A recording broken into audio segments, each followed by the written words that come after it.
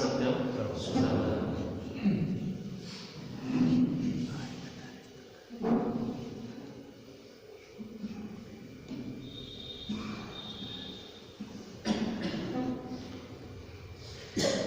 आज का विषय सादगी पर लिया गया है। ये महाराज जी का पहला हम सबके लिए नियम है कि जीवन में हम सबके सादगी होनी चाहिए। तो आज समझेंगे कि जीवन में सादगी जरूरी क्यों है। हम सभी अध्यात्म के राही को जीवन सादा बनाने पर जोर दिया जाता है, परंतु हमें अपने अपने मन का पता होता है कि स्वादिष्ट भोजन, अच्छे से अच्छे वस्त्र, बड़े घर, ज्यादा संपत्ति, ऊंचा औहदा व एक से बढ़कर एक वस्तुएं हमें किस तरह आकर्षित करती हैं। इन सभी सांसारिक वस्तुओं को हम बचपन से ही भोगते आए हैं, वह अभी भी भोग ही रहे हैं। और यह बात निश्चित है कि इन सब में एक रस है जिसके चलते इन्हें बार बार भोगने के लिए हमारा मन आसक्त होता रहता है। जो पूर्ण संसारी है, यह बात उसे भी पता होती है कि जो कोई भी अध्यात्म मार्ग पर चलेगा उसे त्याग वृत्ति अपनानी होगी। ऐसा सोचकर भी बहुत सारे संसारी इस मार्ग पर आना नहीं चाहते, क्योंकि उन्हें भोगों की आदत पड़ चुकी होती है और उन्हें छोड़ने से मन में पीड़ा का आभास होने लगता है। परंतु बुद्धिमत्ता यह है कि इन सभी भोगों को भोगते हुए या सांसारिक तरीका से जीते हुए भी जीव के मन में शांति नहीं है, या यूं कहें सामाजिक स्तर निरंतर गिरता जा रहा है, जो हमें अपने अनुभव से व घर की और समाज की हालत देखकर पता चलता है। सत्पुरुषों ने देखा कि सारी सुख सुविधाएं होने के बाद भी इस संसार में दुख ज्यादा है व सुख है कम। एक दुख 100 सुखों पर भारी पड़ता है। ऐसा जानकर व देखकर सत्पुरुषों ने इसकी तहकीकात की व लंबी खोजबीन करके इस समस्या का समाधान खुद समझकर अपने जीवन का सुधार किया व हमें भी वही शिक्षा दी। हम सभी प्रेमियों को भी ये सोचना चाहिए कि समस्त संसार के सुख उपलब्ध होने के बावजूद भी हमें जीवन में सत्संग धारण करने से क्या ऐसा मिल जा रहा है जो कि हमारा खिंचाव बना रहता है। इस प्रश्न का एक ही जवाब है कि वस्तु कहीं ढूंढे कहीं। सप्ताह विलास से वचन आपके समक्ष रख रहा हूं। महाराज जी का वचन एक एक शब्द, एक एक लाइन पर गौर करने की जरूरत है। कह रहे हैं इस दुनिया में यह जीव शांति की खातिर आया है और हर वक्त शांति की तलाश कर रहा है। अब इस एक लाइन में ही 3 शब्द बड़े महत्वपूर्ण हैं। पहला शब्द जीव, बता रहे हैं कि तुम देह नहीं हो, जीव हो। और दूसरा शब्द कि शांति की खातिर आया है। हम दिन भर जो भी क्रियाकलाप कर रहे हैं हर एक में शांति ही चाहते हैं। और तीसरा इंपॉर्टेंट पॉइंट कि हर वक्त शांति की खातिर आया है। मगर अज्ञानवश होकर अपनी इंद्रियों का गुलाम होकर बजाय शांति के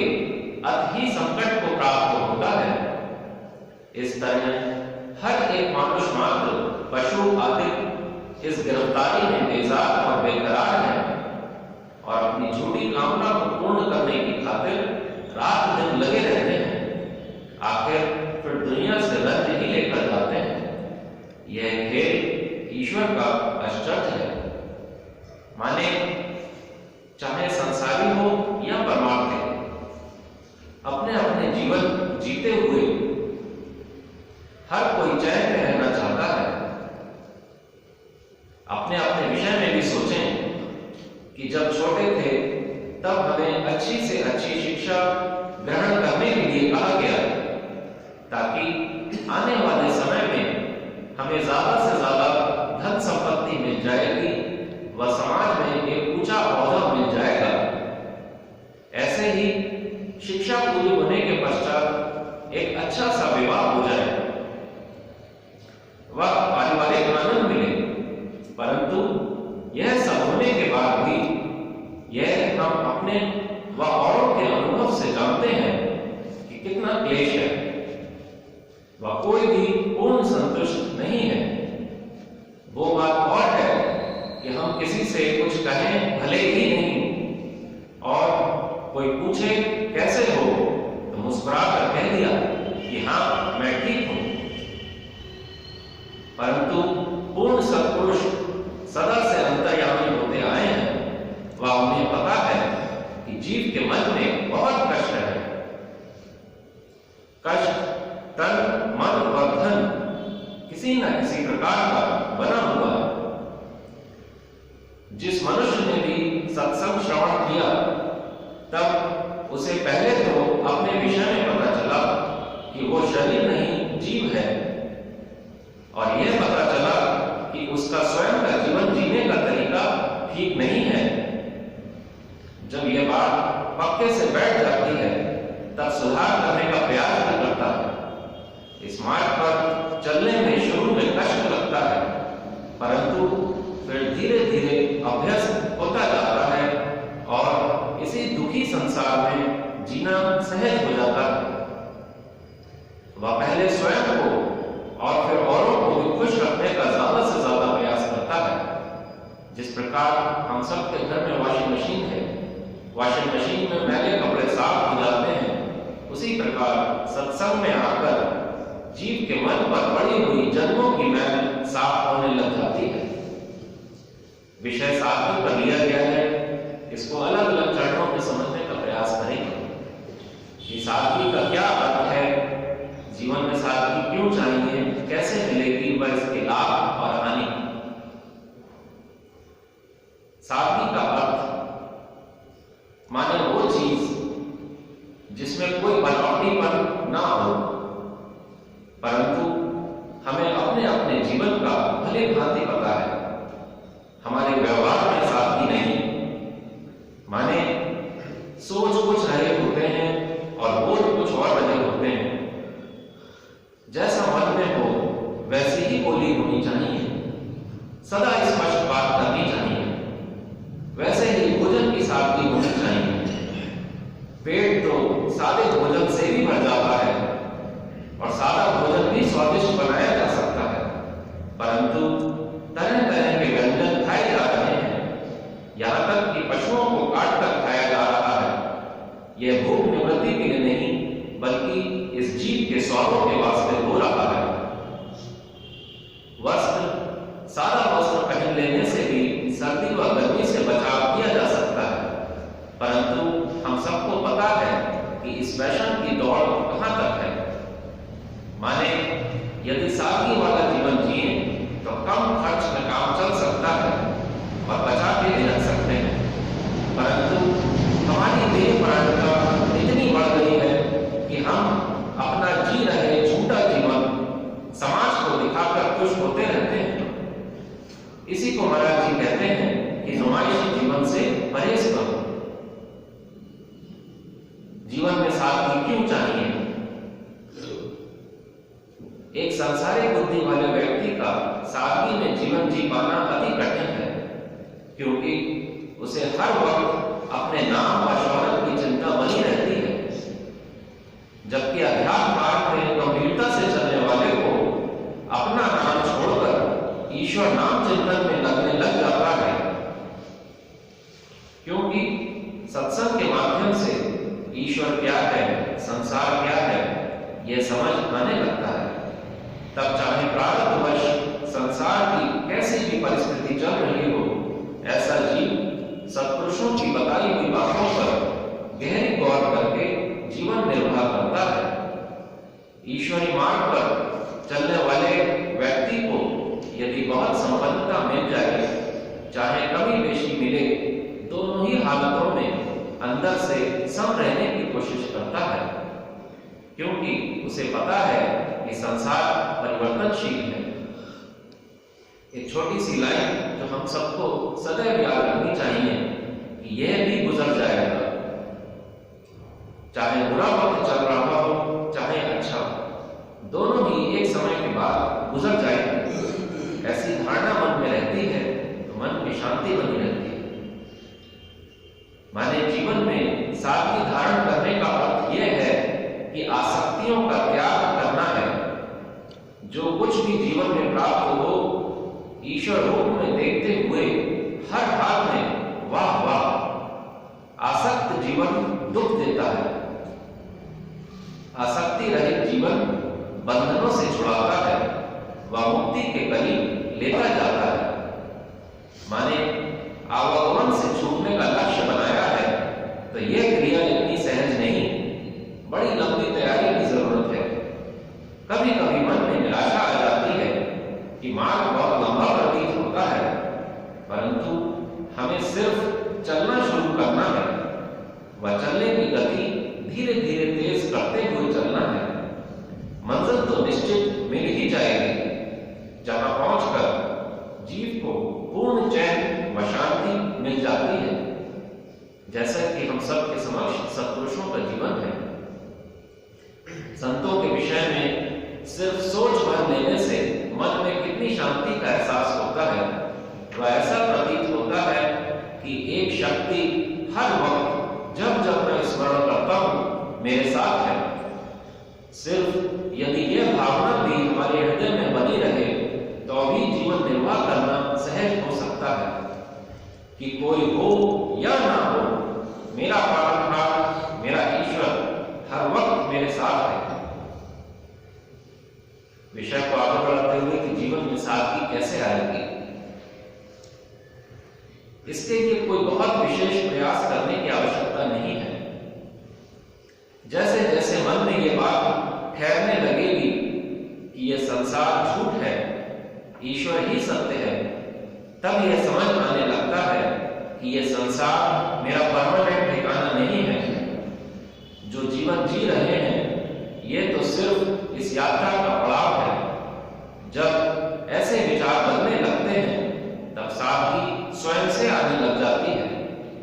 खाने पीने में, वस्त्र पहनने में, पैसा कमाने में, खर्च करने में, आदि आदतों में स्वयं से एक संतोष पैदा होने लग जाता है कि जीवन सादगी में भी जिया जा सकता है, बल्कि बेहतर जीवन जी सकते हैं। हमें जो 5 नियम बताए हुए हैं उन पर चलकर जीवन में सहज रूप में ही सादगी धारण की जा सकती है।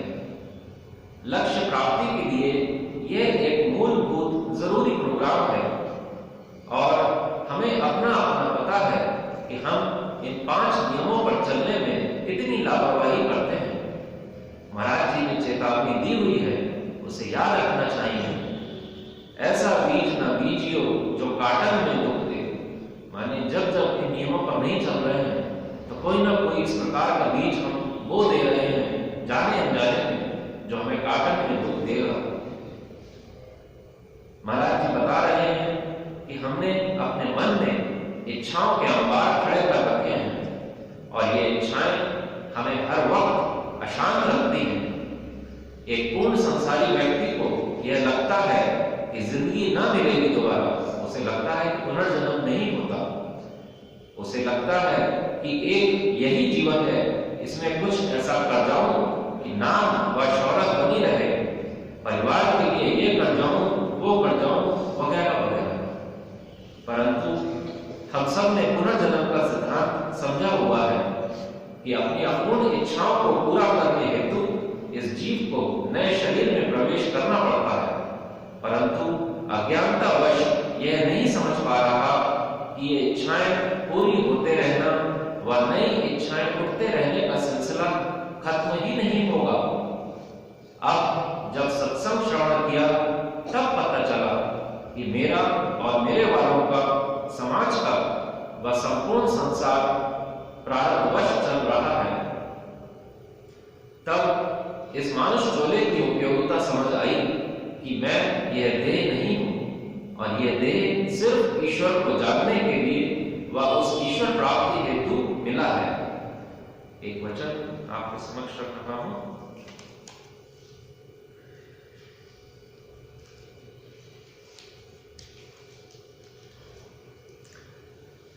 महाराज जी बता रहे हैं कि हमको ख्वाहिशों से छूटने के लिए कहा गया है, तो उस पर कहा है कि ख्वाहिशों से एकदम कोई भी निजात हासिल नहीं कर सकता। इस वास्ते पहले गैर जरूरी ख्वाहिशों पर काबू पाना चाहिए। गैर जरूरी ख्वाहिशें जीव को अति क्लेश देने वाली हैं।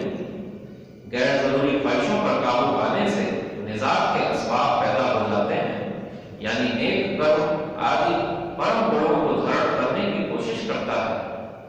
ज्यों-ज्यों नेक कर्म करता है त्यों-त्यों ख्वाहिश की आग कम होती जाती है और हालत बेख्वाहिशी यानी प्रेम की जिंदगी प्राप्त होती है।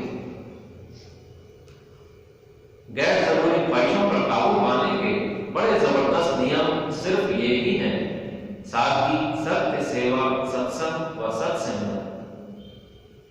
जीवन में सादगी धारण न करने से नुकसान क्या है? कहते हैं अपनी नाजायज इच्छाओं की गुलामी में आकर सब जगह अपनी बेइज्जती या अपमान करवाता है। मांस, शराब व नशीली वस्तुएं ग्रहण करने से गर्व और गुस्सा ज्यादा बढ़ जाता है व बड़े बड़े अत्याचार भी करता है।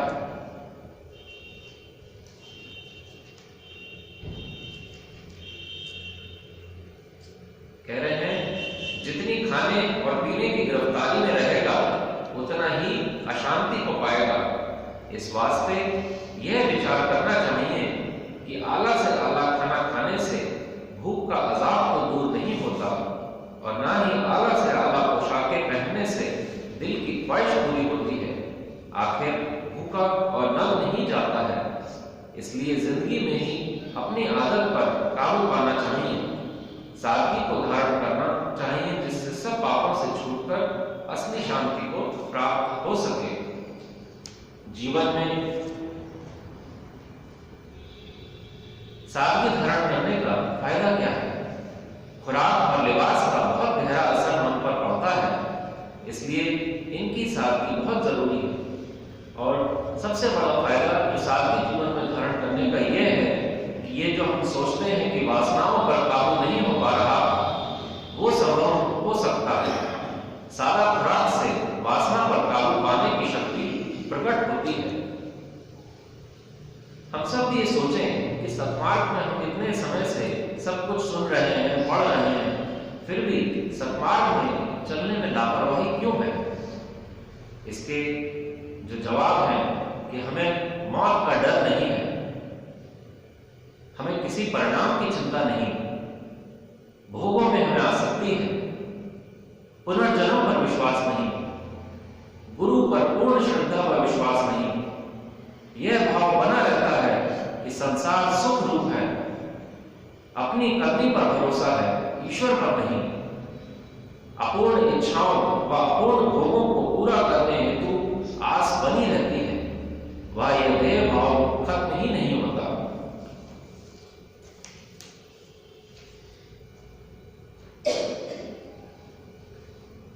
हम सब ने महाराज जी का लिटरेचर पढ़ा है, उसमें जगह जगह लिखा है कि असली खुशी के बारे में लिखा है कि असली खुशी संसार में नहीं है। जिस शांति या असली खुशी की महाराज जी बात कर रहे हैं, बता रहे हैं, वो अभी हमारे अनुभव में नहीं है।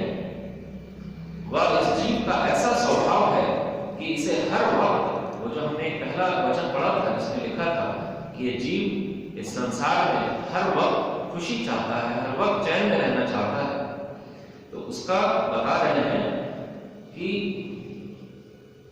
जीव के अनुभव में ऐसा नहीं है कि असली खुशी के बारे में वो नहीं जानता अभी। तो इसलिए और जीव का स्वभाव क्या है कि उसको हर वक्त खुशी चाहिए।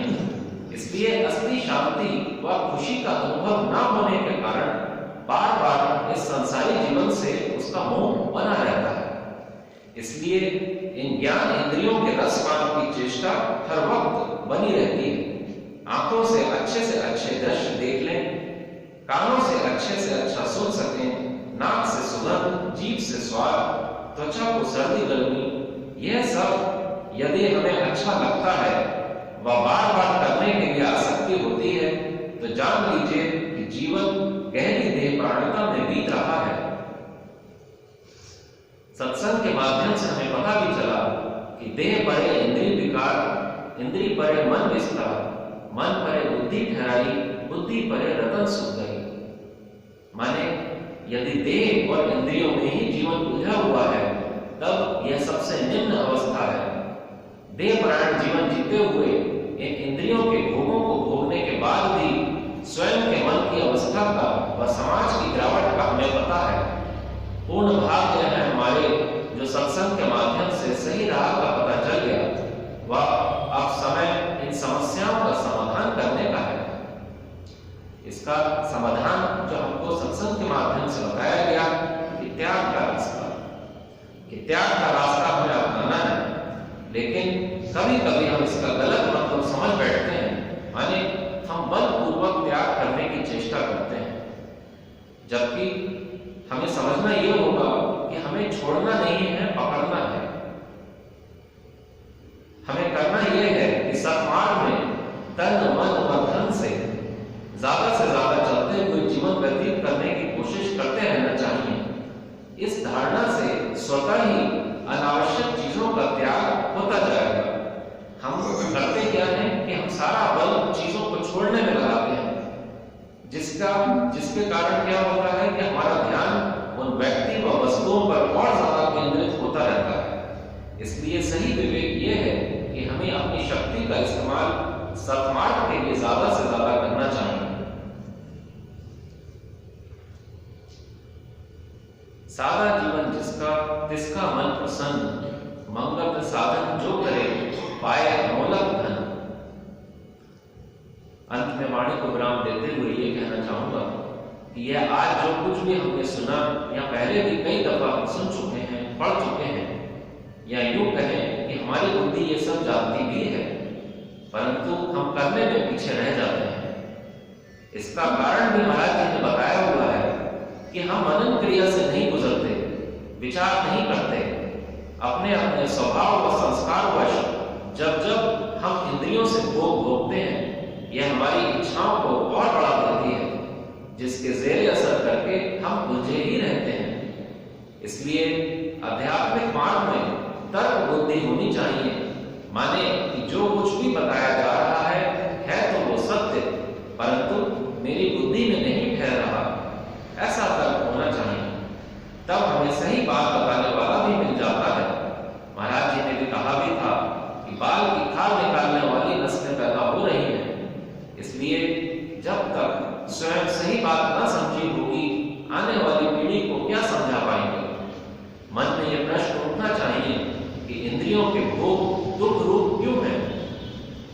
तो उसका भी जवाब दिया कि जो सुख स्थिर ना रहे वो तो दुख का रूप, ऐसे घने कलेश से कैसे पावे छूट। इसलिए जीवन में चैन या शांति की चाहना है तो सबसे पहला नियम सादगी को जीवन में धारण करना होगा, जिससे हम अपना अपना लक्ष्य गुरु वचनों के आधार पर पूरा कर सकें।